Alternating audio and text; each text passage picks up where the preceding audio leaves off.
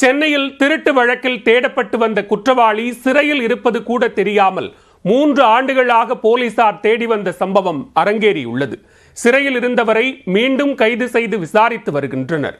சம்பவத்தின் பின்னணி என்ன?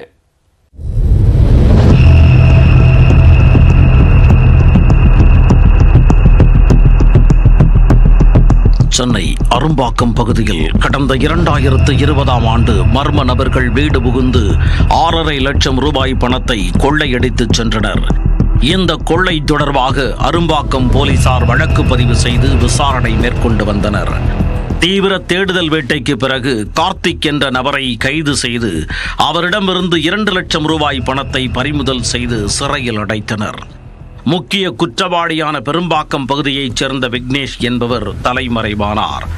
இந்நிலையில் கடந்த 2 ஆண்டுகளுக்கு முன்பு திருமுல்லை வாயிலில் வேறொரு திருட்டு வழக்கில் விக்னேஷ் கைது செய்யப்பட்டு புழல் சிறையில் அடைக்கப்பட்டார்.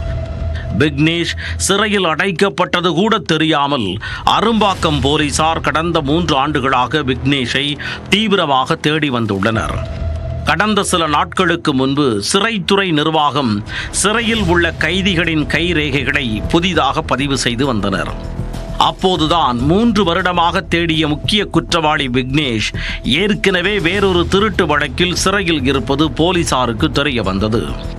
தகவல் அறிந்து புழல் சிறைக்கு சென்ற அரும்பாக்கம் போலீசார் விக்னேஷை அரும்பாக்கம் வழக்கு தொடர்பாக மீண்டும் கைது செய்தனர்.